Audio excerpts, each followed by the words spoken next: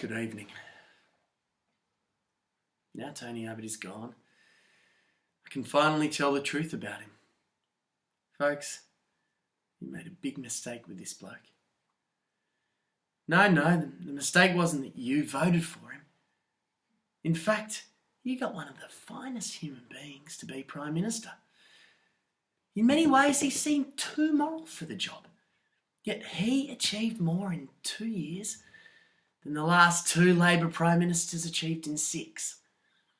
Compare Kevin Rudd and Julia Gillard left us with record deficits after blowing billions on trash, on overpriced school halls, free insulation that killed people, green schemes that collapsed, stimulus checks to the dead.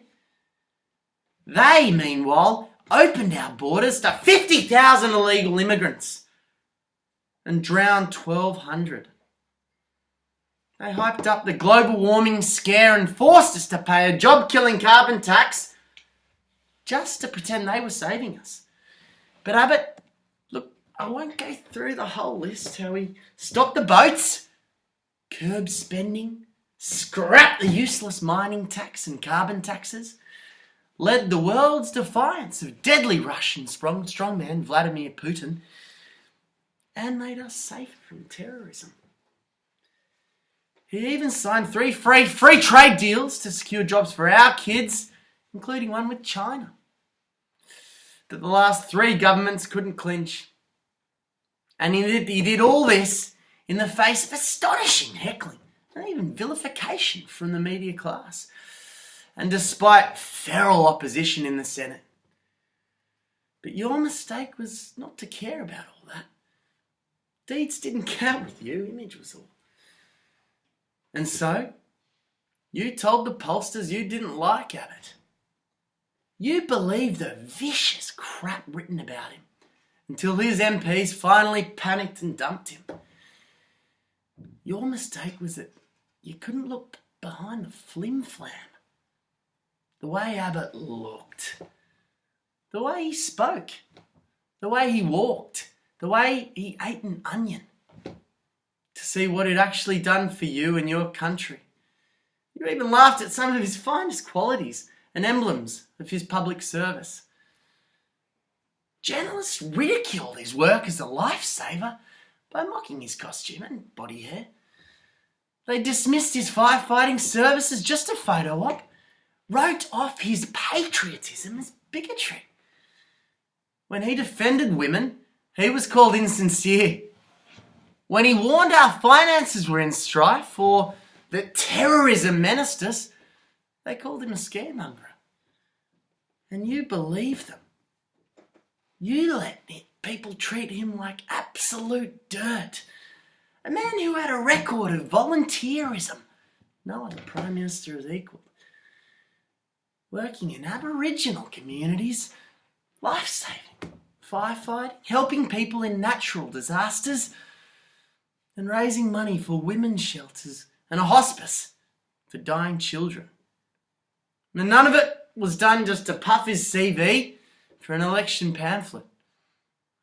The only reason I know Abbott helped people secure their homes after one Sydney storm is that my wife's uncle asked the head of a team getting the tree off his house if that really was Abbott over there helping to cut it away. Shush, said the captain. He doesn't like people knowing. Now, I must declare straight up, I call Tony Abbott a friend. So you'll call me biased. You'll laugh that I can write this massive praise of him when almost everyone else is horse laughing. And you'll say, that's why I see more qualities in Abbott than are actually there. But you'll just be making another mistake. See, I don't think Abbott is a great man because he's my friend. He is my friend because he's a great man. Greater than the people who tore him down. He's my friend especially because he's not those things that so many journalists wrote, including some who must have known what they were writing was lies. Truth is, Abbott is not a thug. a bully, a racist, fool, liar, woman hater, homophobe or bigot is not cruel or lacking compassion. If he were any one of those things, he wouldn't be my friend. Those are things that are deal breakers for me. Those I love best are people of honour, warmth and kindness.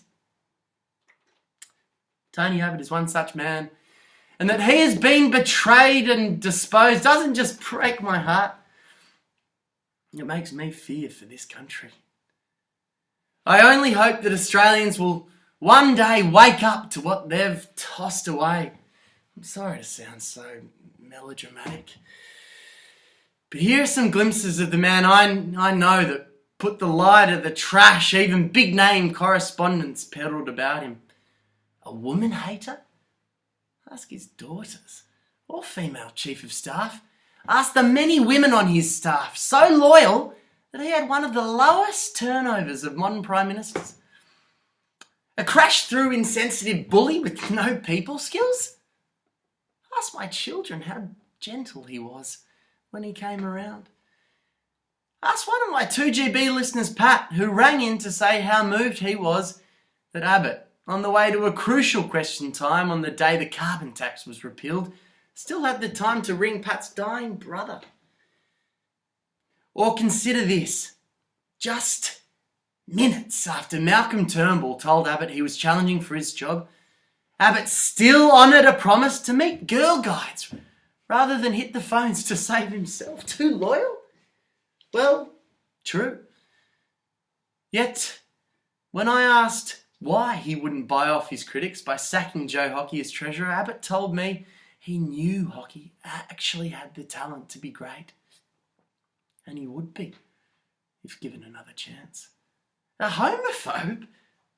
Abbott actually had a deep friendship with one of my friends too, the out and proud gay commentator Christopher Pearson. And he even helped carry the coffin of this much missed man. In fact, when one Fairfax writer this year accused Abbott on entirely fictitious evidence of having had a possibly homophobic moment, a gay advisor on Abbott's staff texted me in a rage. If the PM was so homophobic, he said, he wouldn't be sharing a C1 car with me. Now, every Prime Minister thinks they don't get the press they deserve, but I bet Abbott's friends would agree that none could have been so different in the flesh from what you read in the papers and so much better. Shame on the journalists responsible for this great slander. Yes, I know Abbott made mistakes and I was hard on the worst. I know he was too stubborn. And I know he was clumsy and selling himself. I even quarrelled with him privately when he too nobly refused to whack Labor leader Bill Shorten over some detail of national security. No, the country before politics, he declared. I could have shaken the silly bugger. He played politics like it was cricket when everyone else was cage fighting. God, he wouldn't even do the populist thing and just promise to build our next submarines in Adelaide, and to hell with the cost or national interest. But that was Abbott. And for me, character always counts in the end. That's why I say this. This country has despised and rejected a great servant. It's a time of sorrow. Thank you.